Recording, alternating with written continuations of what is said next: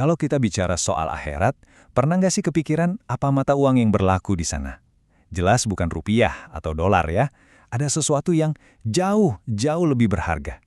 Nah, dalam beberapa menit ke depan, kita bakal kupas tuntas soal mata uang ini dan juga sebuah konsep krusial yang namanya syafaat.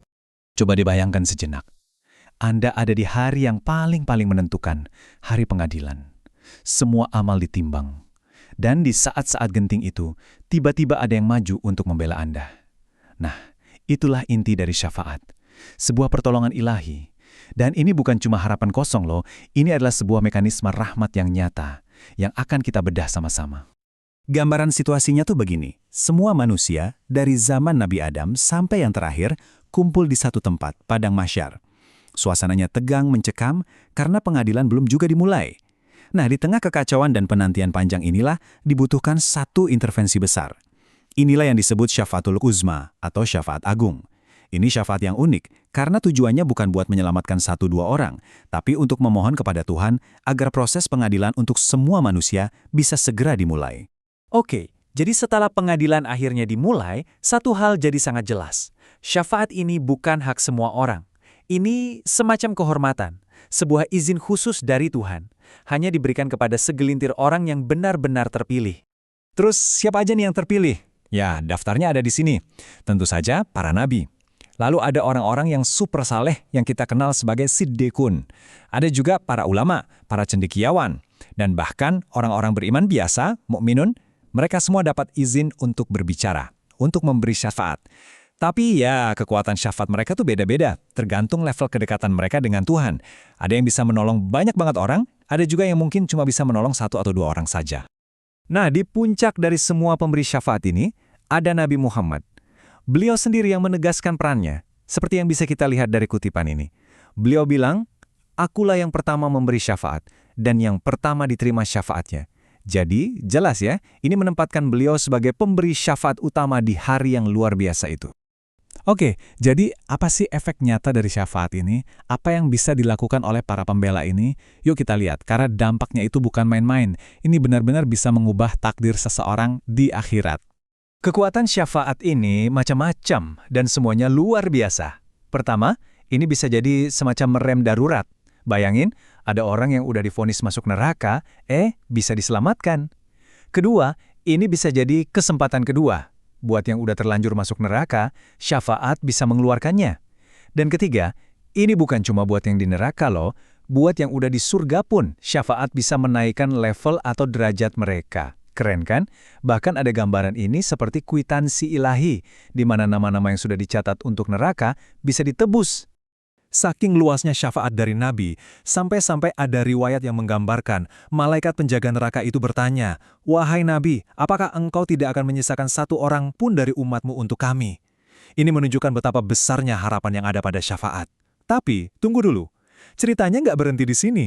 Justru disinilah ada sebuah plot twist yang sangat dramatis. Nah, ini dia titik baliknya. Kita akan kenalan dengan satu sosok. Sosok yang tragis dalam drama kosmik ini. Namanya adalah Al-Muflis, atau orang yang bangkrut. Tapi hati-hati, konsep bangkrut di sini bakal mengubah total cara pandang kita soal kaya dan miskin. Jadi Nabi pernah bertanya kepada sahabat, siapa orang bangkrut itu? Mereka jawab, ya yang gak punya uang dan harta. Tapi Nabi bilang, bukan. Bangkrut di dunia itu kehilangan harta. Tapi Anda masih bisa mulai lagi kan? Nah, bangkrut yang sejati, the truly bankrupt, itu beda. Dia datang di hari kiamat bawa banyak pahala, tapi dia juga bawa banyak utang kezaliman sama orang lain. Dan di sini dia kehilangan segalanya. Gak ada kesempatan kedua sama sekali. Dan inilah yang jadi konflik utamanya. Dosa kita kepada Tuhan atau dosa ke diri sendiri itu masih ada peluang besar untuk diampuni. Tapi, utang atau kezaliman kita kepada sesama manusia, nah itu ceritanya lain. Itu sama sekali tidak akan diabaikan. Jadi bisa kita lihat ya, ada 3 kategori. Kezaliman terhadap Tuhan, seperti syirik, itu nggak terampuni kecuali dengan tobat. Kezoliman pada diri sendiri, ya dosa-dosa pribadi kita, itu pintunya terbuka lebar untuk ampunan Tuhan. Tapi lihat yang di tengah, kezoliman terhadap sesama manusia. Ini yang paling keras. Aturannya adalah harus diselesaikan. Kenapa? Karena hak Tuhan itu dasarnya ampunan, tapi hak sesama manusia menuntut keadilan yang mutlak. Terus gimana proses kebangkrutan ini terjadi? Begini ceritanya. Ada orang datang nih, bawa pahala sholat, puasa, sedekah, segunung pokoknya. Kelihatannya aman, tapi tiba-tiba datang orang yang dulu pernah dia caci maki. Datang lagi orang yang pernah dia fitnah. Datang lagi yang pernah dia ambil hartanya. Satu persatu mereka menuntut. Nah, pembayarannya gimana? Pahalanya ditransfer ke mereka sebagai kompensasi. Terus ditransfer sampai habis. Kalau pahalanya udah habis tapi utangnya masih ada gimana?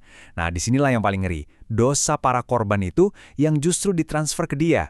Akhirnya dia yang tadinya bawa pahala segunung malah jadi berat karena dosa orang lain dan dilempar ke neraka.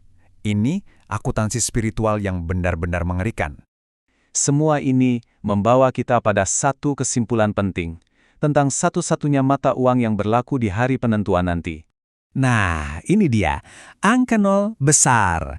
Inilah nilai dari dinar, dirham, rupiah, dolar, semua kekayaan duniawi yang pernah kita kumpulkan. Nilainya persis 0. Karena pada hari itu, cuma ada satu mata uang yang punya nilai. Bukan lagi soal apa yang Anda punya, tapi soal apa yang sudah Anda lakukan. Jadi, kalau di dunia kita bayar utang pakai uang, emas, aset, di akhirat mata uangnya cuma 2. Hasanat atau amal baik dan sayyiat, amal buruk. Semua utang kezoliman harus dibayar pakai itu. Amal baik Anda ditransfer. Kalau nggak cukup, ya Anda terpaksa menerima transferan amal buruk dari orang yang Anda sakiti. Jadi pesannya jelas banget kan? Selesaikan urusanmu dengan orang lain sekarang. Mumpung masih di dunia. Mumpung kita masih bisa bayar pakai uang, masih bisa minta maaf. Karena nanti, kalau sudah di sana, transaksinya akan jauh lebih mahal.